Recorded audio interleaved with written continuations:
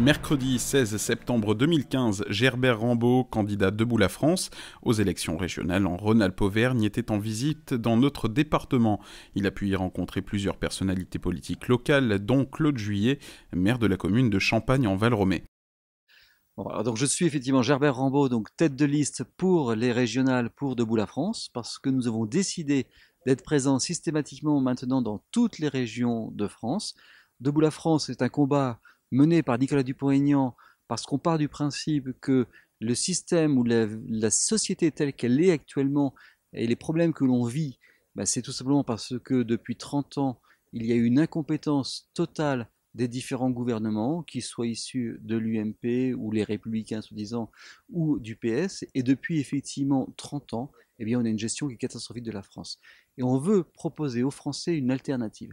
Soit vous considérez que ceux qui ont fait cette politique vous satisfont, bah vous continuez avec les mêmes qui ont créé tous les problèmes que l'on a, soit vous avez désormais maintenant une alternative crédible.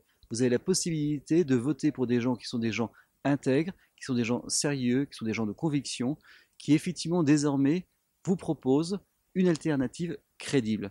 Il s'était donné rendez-vous au domaine Monin pour une dégustation de mets concoctés avec des produits locaux et la découverte des vins du terroir en compagnie de quelques acteurs de la vie économique du pays du Bugey. Alors effectivement, ce soir et cette journée entière, je l'ai passé dans la région donc de l'Ain, près de Belay, dans le Bugey en fait, dans le Bugey. Pourquoi? Pour rencontrer d'abord différents chefs d'entreprise, différents intervenants du monde économique. Et maintenant, ce soir, nous réunissons toute une série de personnes qui sont venues effectivement pour nous rencontrer, mais en même temps rencontrer les futurs colistiers. Parce qu'effectivement, maintenant, on passe dans une phase active de la campagne. Au début, l'objectif, c'était effectivement de réunir nos 230 candidats, et nous avons nos 230 candidats sur les 13 départements qui composent la nouvelle région. Et l'objectif de ce soir, eh bien, c'est d'être à la rencontre des électeurs, d'être à la rencontre des colistiers, d'être à la rencontre de ceux qui ont envie de connaître notre programme. Actuellement, on a mis des règles au niveau des scieries très strictes. Alors ça, l'Union européenne a mis ces règles-là. Ok.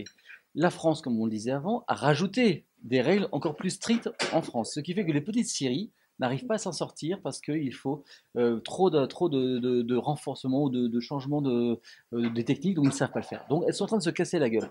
On a actuellement la moitié des scieries qui sont en faillite, actuellement. C'est fou. Bon. Résultat, alors les Allemands, ils ont appliqué que la règle de base. Bon. Nous, qu'est-ce qui se passe? Les Chinois viennent acheter du chêne en France. Le chêne repart dans leurs bateaux qui reviennent à vide, puisqu'ils sont arrivés remplis de technologies que les Européens ont achetées en Chine. Résultat, ça repart au prix zéro dans les bateaux chinois. Là-bas, c'est scié dans les scieries chinoises. Et vous imaginez les règles de sécurité qu'il y a en Chine, puisque là, on fait travailler des gens qui sont des enfants, des jeunes, et il n'y a pas effectivement de sécurité, de contrôle, de filtration de l'air, donc, et puis les salaires qu'on connaît là-bas.